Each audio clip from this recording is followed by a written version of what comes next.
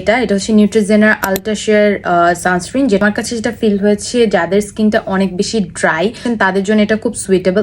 Oily স্কিনে খুব একটা সুইটেবল না, 1 ঘন্টা পরে গ্রিজি হয়ে যায়। এটা হচ্ছে একটু হোয়াইট কাস্ট দেয়, সো যারা একটু হোয়াইট কাস্ট পছন্দ করেন তাদের জন্য আমি বলবো এটা ভালো, বাট যারা পছন্দ করেন না তাদের এই সানস্ক্রিনটা ভালো লাগবে না।